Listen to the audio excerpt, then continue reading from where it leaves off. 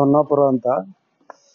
ನಾವು ದಲಿತ ಸಂಘರ್ಷ ಸಮಿತಿಯಿಂದ ಸೆಪ್ಟೆಂಬರ್ 3ನೇ ತಾರೀಕು ಬೆಂಗಳೂರಿನ ಫ್ರೀಡಂ ಪಾರ್ಕ್ನಲ್ಲಿ ರಾಜ್ಯಪಾಲರ ನಡವಳಿಕೆ ವಿರುದ್ಧ, ಅವರ ಅನ್ಯಾಯದ ತೀರ್ಮಾನದ ವಿರುದ್ಧ ನಾವು ಪ್ರತಿಭಟನೆಯನ್ನು ಮಾಡ್ತಾ ಇದ್ದೀವಿ.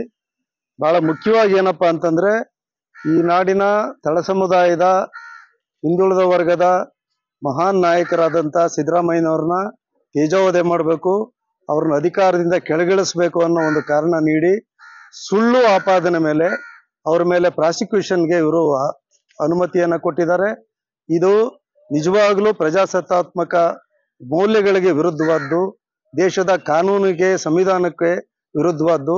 ಹಾಗಾಗಿ ರಾಜ್ಯಪಾಲರ ನಡೆಯನ್ನ ವಿರೋಧ ಮಾಡಿ ನಾವು ಅವರು ಕರ್ನಾಟಕದ ರಾಜ್ಯಪಾಲರಾಗಿ ಮುಂದುವರಿಬಾರದು, ಅವರು ರಾಜೀನಾಮೆ ಕೊಡಬೇಕು, ಇಲ್ಲದೆ ಇದ್ರೆ ರಾಷ್ಟ್ರಪತಿ ಅವರನ್ನ ವಾಪಸ್ ಕರೆಸ್ಕೋಬೇಕು ಅಂತ ಹೇಳಿ ಒತ್ತಾಯ ಮಾಡಿ ನಾವು ತೀವ್ರವಾದ ಪ್ರತಿಭಟನೆಯನ್ನ ಮಾಡ್ತಾ ಇದ್ದೀವಿ.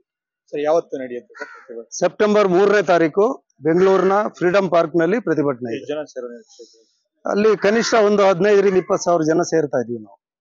ದಲಿತ ಮುಖ್ಯ ಬೇಡಿಕೆಗಳು ಇದೆ ಅಲ್ಲ, ನಾವು ಪ್ರಧಾನವಾಗಿ ನಮ್ಮ ಬೇಡಿಕೆ ಏನಪ್ಪಾ ಅಂದ್ರೆ, ಇದು ಅನ್ಯಾಯದ ತನಿಖೆ. ಇದು ಏನೂ ತಪ್ಪು ಮಾಡದೇ ಇರೋರಿಗೆ ಇಲ್ಲದೇ ಇರೋ ಹಗರಣವನ್ನ ಸೃಷ್ಟಿ ಮಾಡಿ ಒಂದು ಪ್ರಜಾಸತ್ತಾತ್ಮಕವಾಗಿ ಆಯ್ಕೆಯಾದಂತ ಜನಾದೇಶವನ್ನ ಪಡೆದಂತ ಸರ್ಕಾರವನ್ನ ದುರ್ಬಲಗೊಳಿಸಿ ಜನಪರವಾದಂತ ಹಿಂದುಳಿದ ವರ್ಗದ ಪರವಾಗಿರ್ತಕ್ಕಂಥ ಒಬ್ಬ ನಾಯಕನ ತೇಜೋವಧೆ ಮಾಡೋದ್ರ ವಿರುದ್ಧ ನಾವು ಪ್ರತಿಭಟನೆ ಮಾಡ್ಲಿಕ್ಕೆ ಈ ಪ್ರತಿಭಟನೆಯನ್ನ ಮಾಡ್ತಾ ಇದ್ದೀವಿ.